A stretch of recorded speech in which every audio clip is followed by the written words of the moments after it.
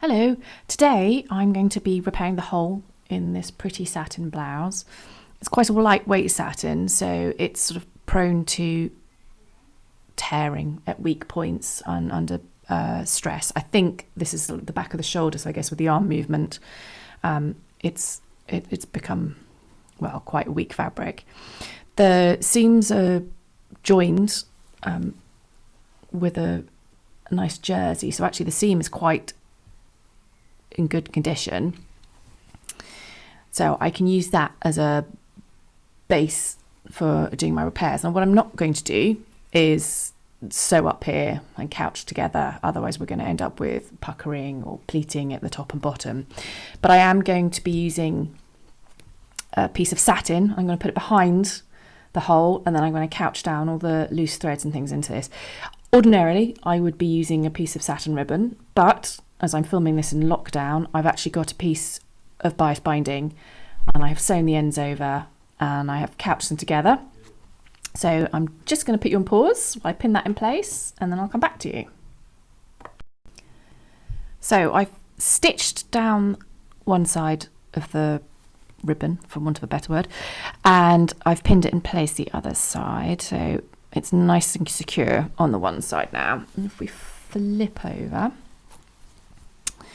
you can see there from behind. So you know, you can almost not see, I suppose, the hole from a distance anyway. This is going to be a visible repair. It's not going to be invisible. But I suppose the idea is to make it as neat as possible, but to sort of to own the fact that it's been repaired and enjoy it. We have quite a few vintage dresses that we repair in this way, and actually I quite like the beauty of it. It shows that they've got some life and they've been lived in. Some of our items of clothing that we have at Surrey Arts Wardrobe are sort of 90, 100 years old, so they're never going to be in pristine condition, and if they were, they should be in a museum or be too expensive for us to hire out to people.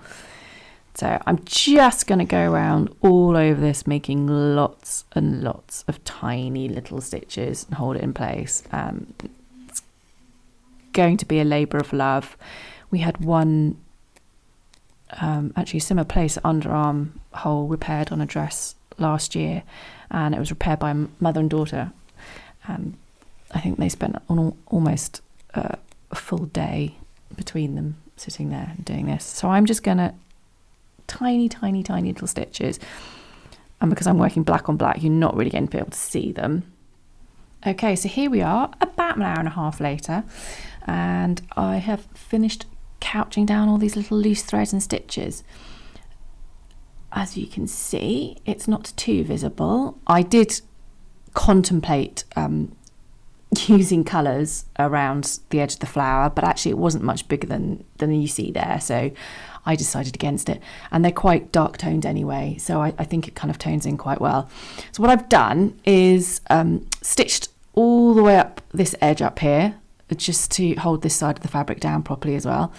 And then I've done, as you saw earlier, I started up here, all the tiny little stitches all around the edges, coming over into some of the good fabric as well, just to hold it in place. And then the occasional couching on the loose threads.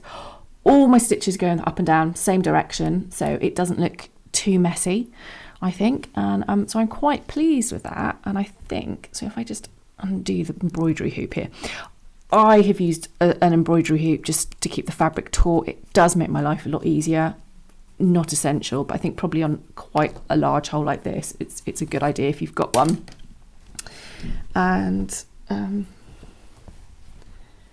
there you go. By the time you've got a little bit of a frill around the back of the yoke, you can hardly see it. So hopefully the owner of this blouse will be rather pleased when they receive it back.